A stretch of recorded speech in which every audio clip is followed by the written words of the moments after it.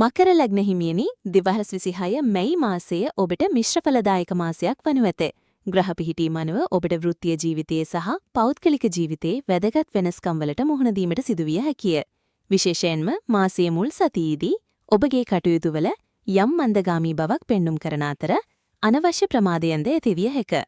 සෙනසුරුගේ බලපෑම හේතුවෙන් ඔබගේ අධිෂ්ඨානය සහ නොපසුබට උත්සාහය අභියෝගවලට මුහුණ දීමට උපකාරී වනු ඇත. වෘත්තීය ජීවිතයේ දෙස බැලීමේදී රැකියා කරන ඔබට තරඟකාරී තත්වයන්ට මුහුණ දීමට සිදුවිය හැකිය. සගයන් සමග මතභේද ඇතිවිය හැකි බැවින් කල්පනාකාරීව කටයුතු කිරීම වැදගත් වේ. ව්‍යාපාර කරන අයට නව ආයෝජන සඳහා සුබ කාලයක් නොවන අතර දැනට පවතින ව්‍යාපාරවල ස්ථාවරත්වය පවත්වා ගැනීමට උත්සාහ කළ යුතුය. මැයි මාස 10 වැනිදායින් පසු තත්වය යහපත් අතට හැරෙනු ඇත. පෞල් ජීවිතය තුළ සතුට සහ සමගිය පවත්වා ගැනීමට ඔබගේ අවධානය යොමු කිරීම වැදගත් වේ. පවුලේ සමාජිකයන් සමග සුහදව කටයුතු කිරීමෙන් ගැටලු අවම කරගත හැකිය.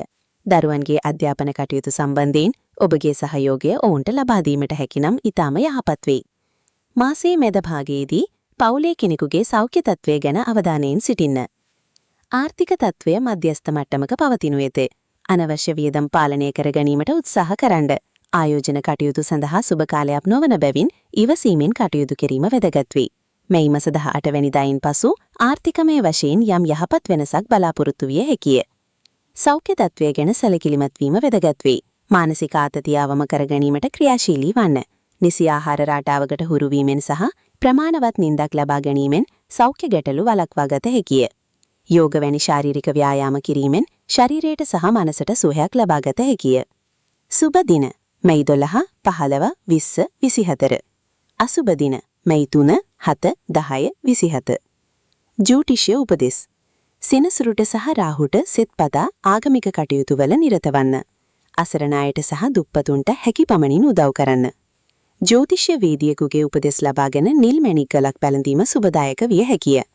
මේම අනාවැකි ඔබගේ ජීවිතයට යහපත් මඟ පෙන්වීමක් වනු ඇතැයි විශ්වාස කරමි.